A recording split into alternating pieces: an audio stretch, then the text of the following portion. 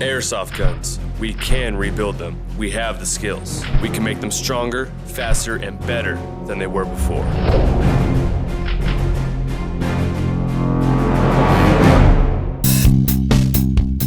Welcome back to Airsoft Extreme Tech Tips. I'm your host today, and I'm going to be walking you through a airsoft gun orientation. This is meant for you guys that when you first come in to buy a gun, you have no idea how an airsoft gun works, how it performs, all that good jazz. So today, for example, I'm going to be using a Classic Army AR001, which is their M4A1. So first off, you buy the gun, comes in a nice little box. Open it up. Typically, you're going to have your manual, sometimes a catalog, and of course, what you came for is the gun. Inside the manual, of course, it has everything I'm going to walk you through, but we all know nowadays nobody likes to read, but we'll go through all the steps, and if you have any questions, any comments like that, you can always refer back to the store you purchased it with, or you can always give us a call or visit our website at airsoftextreme.com. So with this model here is a typical M4. You got the collapsible stock, you got this 14.5-inch barrel, flash hider, the whole bit. Now this model here has a collapsible stock, and much like all AR-15 type weapons, it has a small little lever in the back. This actually locks your stock into place, so if you want it out all the way in for your, if you're smaller stature, you can use that. It's a little more comfortable. If you're going to tighter quarter areas inside of a building, works perfect. If you want to extend it, it has, I believe, 6 positions. Each click will be all the way out. Then you got your 6th position right there. Now, the first thing that people usually want to know is how to put the battery in, and this particular model, you can use several types of batteries. You can go LiPo, NIM, nickel monohydride. For this example here, we have 2 different types of batteries.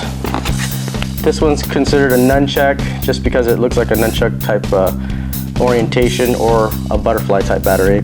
Also, you can use what's called a mini battery, which is a very common battery now with Airsoft. It's been around ever since Marui days. So with this model here, the battery goes up into the front end of the gun.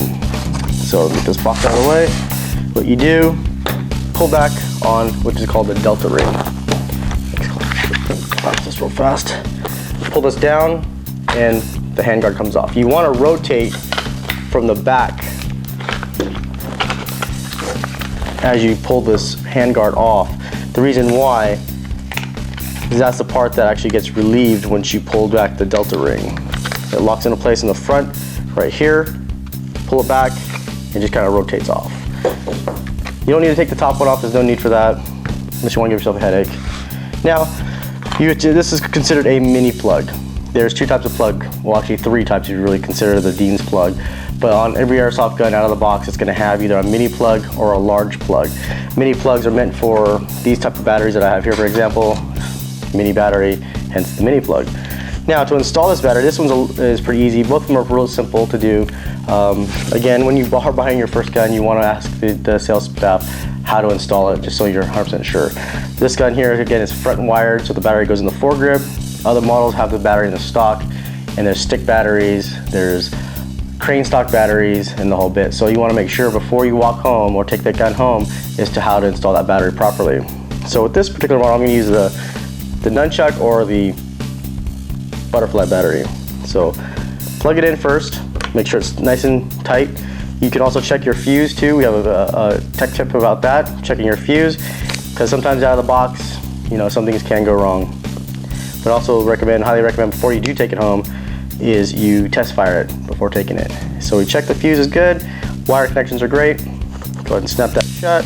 And what I'd like to do is I like to tech all the plug and the fuse housing all up inside on the top right here, just to get it out of the way. Makes it a lot simpler when you want to install the battery. Install it that way. Kind of walk the wiring up front so it's all out of the way from the handguard and the actual delta ring. Once you feel the battery seated properly, get the bottom part of the grip, rock the front part down, line the battery up inside the grip too so it can seat properly. Once it's at this point, it's just a matter of pulling back your delta ring like we reverse did, pull back down. As you're doing that, push on the hand grip so it mates up with the top, and there you go, your battery is installed. It might rattle around inside a little bit. If that's annoying to you, you can also put some foam in there to create less noise. Now, once the battery is installed, a lot of guns come with several different types of magazines. This particular model includes a high cap magazine. High cap, for airsoft purposes, can hold a lot more than the standard 60 to 50 shots that a standard magazine can hold, which basically is like a real weapon. It has a spring and a follower that loops around the magazine, and you can fit only what that magazine can hold. This high cap, however, has a reservoir on top. Take your BBs. What I like to do is get a plastic bag, like so. Makes it a lot simpler when you're loading a high cap magazine, because you can get a BB bottle, which it can be somewhat cumbersome as you're trying to fill it up. You have to constantly shake it, and it takes a long time to fill this thing. So what I usually do is I just open up the BB bottle, grab a baggie or give it a Ziploc bag, dump all the BBs inside, take your magazine, stick it inside the bag with the BBs. Hopefully you can see. Let me get this box out of the way for you guys.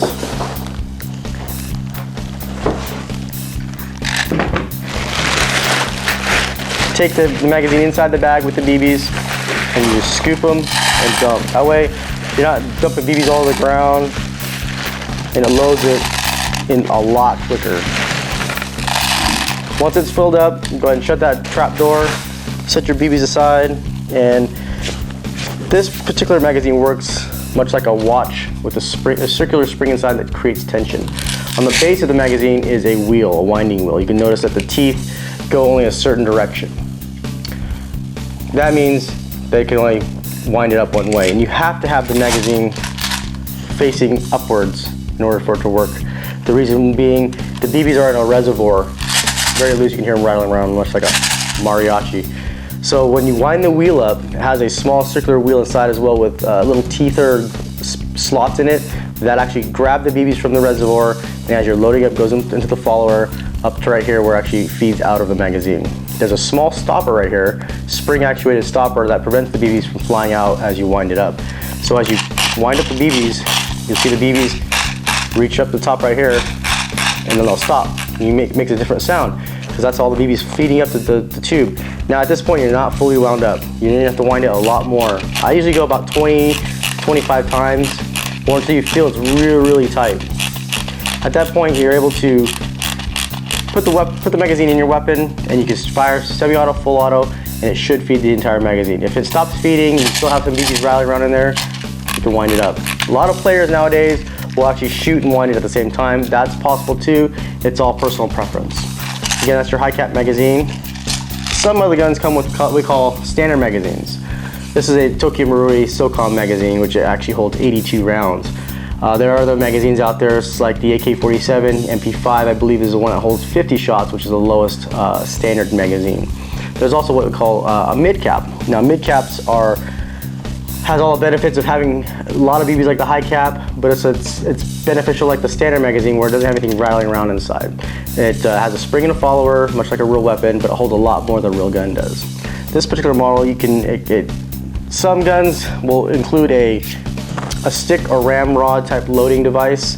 This can be very cumbersome. If that's the only thing that your weapon comes with, you really can't argue too much if you get to use it. If not, you can always purchase a hand loader, which is very convenient. A lot of newer gun models are including these, since they're a lot easier to carry on you and as well as to load the gun. I'll show you how to do this one though, just in case you do happen to come into contact with one of these. So again, get your BBs out. Put the front side of the stick loader into the tip of your loading area of the BBs, where the BBs would load into the magazine. And I usually take just a small handful at a time, or a small fingerful, and just feed them down into there.